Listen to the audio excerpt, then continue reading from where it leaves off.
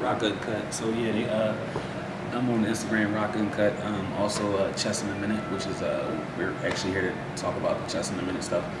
Um, yeah, I started playing chess when I was about maybe 12, somewhere around there. I knew about the game. I actually got hooked on it from one of my counselors. So I used to be beefing with one of the teachers in school. So every time we would get together, she would have an issue, I would have an issue. It felt like she was picking on me. So for that class, they started to send me, to the counselor. And at the counselor office, I really didn't want to talk that much. So I noticed he had a chessboard set up on his table. So I used to just go in there and look at it. And he started teaching me a game, or not teaching me a game because I already knew the rules, but he started trying to use the chessboard to get me to talk. So he just say, yeah, so what do you think about the bishop or the pawn? He just asked me little silly questions like that. And I actually would open up and I let that feed.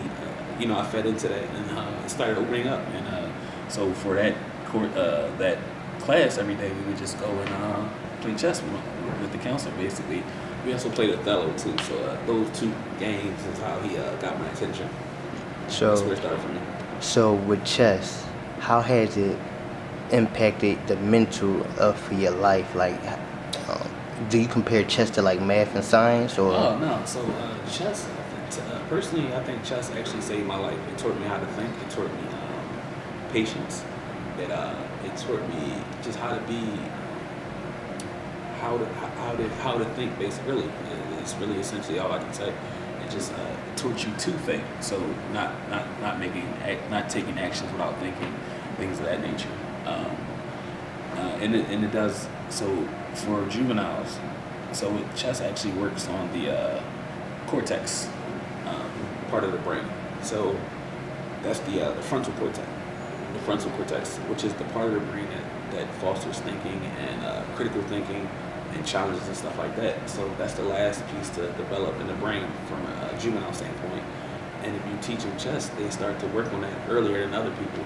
So you notice most juvenile chess players, they don't act the same as other people in that age group, or even behavior. So you can have behavior problems, but if you play chess, your behavior problems might not be the same as other people. So you might you might be bad, but at least you're thinking about your actions. Like you're maybe thinking of ways to not get caught from being bad, or like, all right, I'll do this, but I won't go that far with it because that far will get me, in different trouble. You know what I'm saying? So it's hard to explain in juveniles, but you can tell the difference between a juvenile that plays chess and a juvenile that doesn't play chess.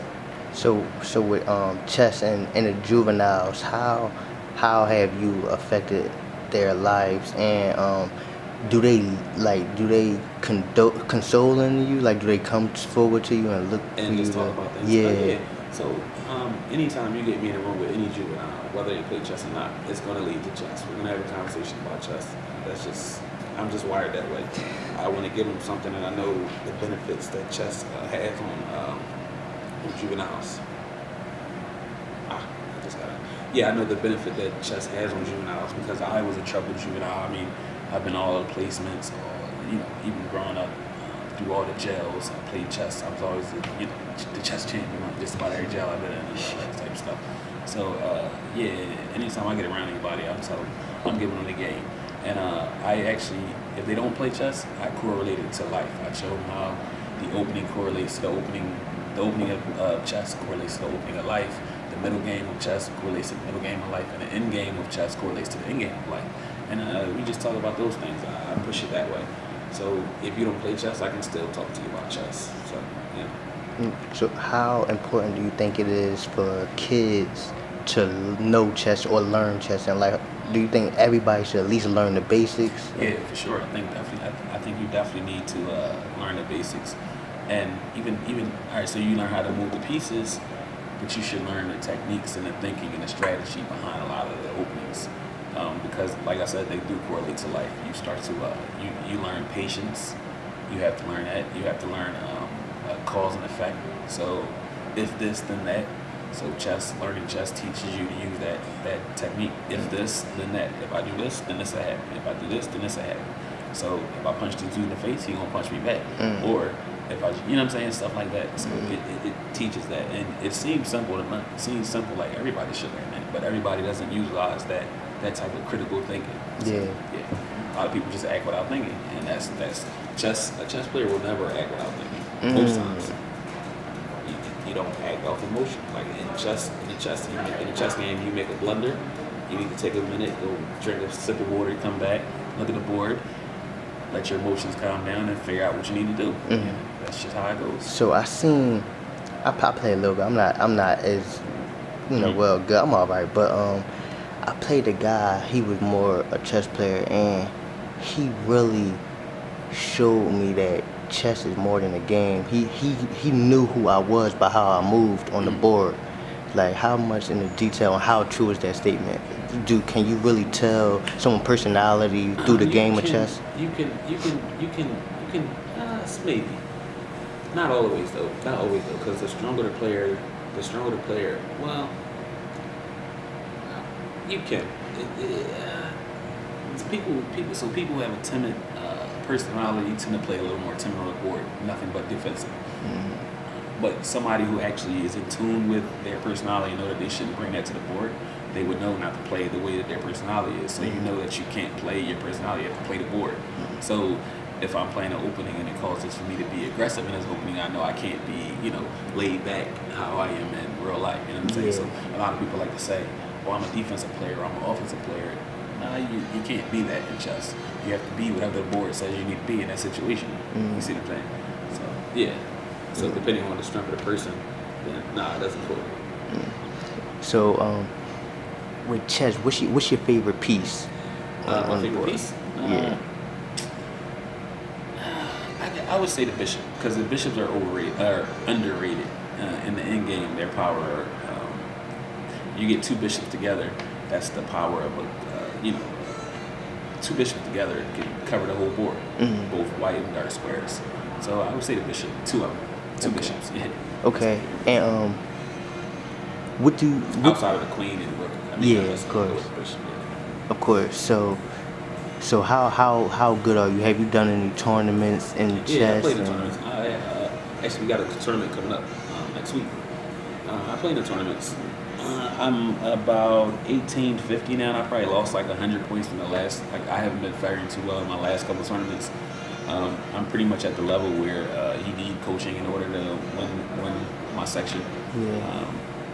I pretty much exhausted my natural talent. So now it's at the point where I'm gonna need some coaching to be directed, to get over that hump.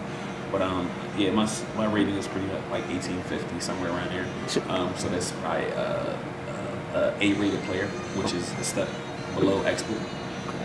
So you're not a grandmaster yet? No. Grandmaster is, I'm way off grandmaster. So it's class players. Then you have expert, and then you have IM, which is an international master. Then you have grandmaster. I'm at a class A player, and the next step would be expert, which is 2,000 rating points, and then international master, which is basically 2,200, but it's not really about the points, but that's generally where it lines up at. And then grandmaster generally about 2,400. So yeah, I'm 1850. So I've been as high as 1950 though. So I've been close to getting to the expert, and then I just fell off. Oh, so you can lose points. Yeah, you lose points every time you lose a game. You lose points. Really? If you draw a game, if you draw to a weaker player, you lose points, or you could lose points. So how do you calculate that though? We don't calculate it; they calculate it. So it's just like basketball. You know, public leagues or professional leagues basketball, they have rankings and assists. They tally and all that stuff. Yeah. So yeah, they keep stats. Oh damn. So like everybody in chess. It's all on the web, so you tell me your name, I can find out what your rating is. You can't lie, you can't act like, oh, I'm this good. No, I can clearly look you up right now and see, oh, this is where you are. Yeah. And then we match it. Like, so there's a whole community of chess players, underground chess players, where the hustlers. They might not play in the tournaments, but they're here, but they actually have a ranking, and they try to come to the streets with I don't know how to play chess, but you can look them straight up and say, man, you're a master. Yeah. Like, it's a hustle, just like anything else, just like the pool sharks and all. You got chess sharks. So how much, like, how big is the chess community? How is it a lot of people who really play chess? Yeah. So a funny story. When I got introduced to tournament play, I've only been playing tournaments and into the actual chess community a few years ago, maybe 3 years.